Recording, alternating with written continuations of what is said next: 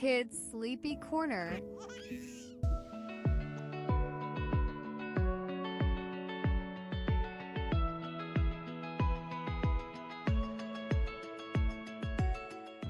Hazel the Helpful Hedgehog, a bedtime story about finding your special strength. In the heart of a bright green forest, where the sunbeams danced through the trees and little creatures played hide and seek, there lived a tiny hedgehog named Hazel. But poor Hazel didn't feel like playing much these days, because Hazel thought she ruined everything. Hazel was small, Hazel was quiet, and Hazel was spiky. No matter how careful she tried to be, it seemed like her prickles always got in the way. "Hazel, you popped my balloon," cried Benny the bunny one day. "Ouch, my tail," yelped Millie the mouse when Hazel accidentally brushed by. Hazel would curl into a little ball and whisper to herself, "I wish I didn't have these silly spikes."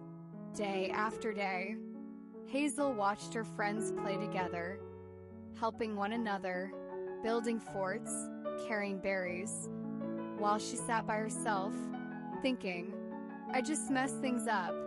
I'm not helpful at all." But one sunny morning, everything changed. A loud whoosh of wind blew through the forest. Leaves flew like birds. Sticks snapped underfoot. Hazel peeked out of her little den. Something was wrong. All the animals of Tanglewood Forest were gathered at the big oak tree, whispering nervously. "What's going on?"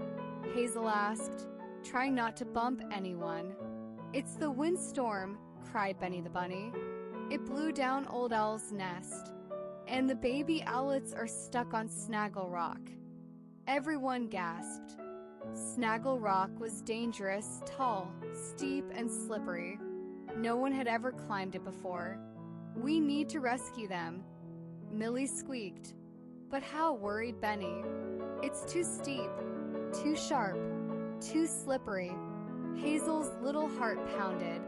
She wanted to help, but what could a spiky hedgehog do besides cause trouble? As the animals argued, Hazel quietly walked to the edge of Snaggle Rock. She looked up. Sharp stones, loose pebbles, slippery moss. But then she noticed something. Her spikes were catching on the rock. Not in a bad way, but in a climbing way. Every time she leaned in just right, her prickles would hold her steady. Her heart fluttered. Maybe, just maybe, my spikes aren't bad after all. Hazel took a deep breath. "I'm going to try," she whispered. She dug in her tiny paws. She pressed her spiky back against the rock.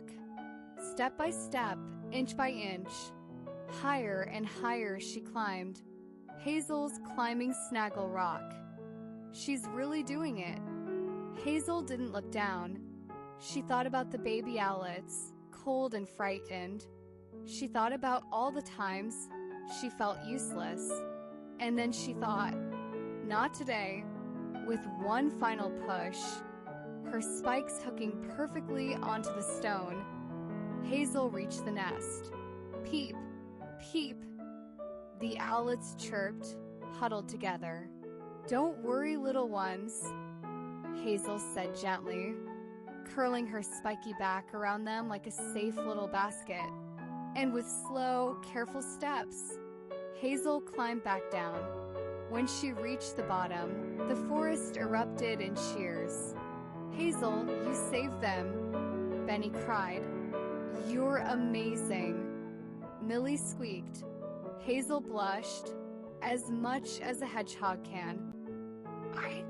I just thought maybe my spikes could help," she said shyly. Old Owl flapped down beside her. "Hazel," he said warmly, "today you showed us all something very important." "What's that?" Hazel asked. "That being different isn't a bad thing. It's your special strength." Hazel smiled. And from that day on, whenever there's a tricky job, climbing, carrying, or protecting, the animals always said, "Better call Hazel the Helpful Hedgehog." And Hazel never felt useless again, because now she knew sometimes the things we think are our greatest flaws are really our greatest gifts. And so, under the twinkling stars of Tanglewood Forest, Hazel curled up, not because she was hiding, but because she was happy. She was Hazel the Helpful Hedgehog, exactly as she was meant to be. The end.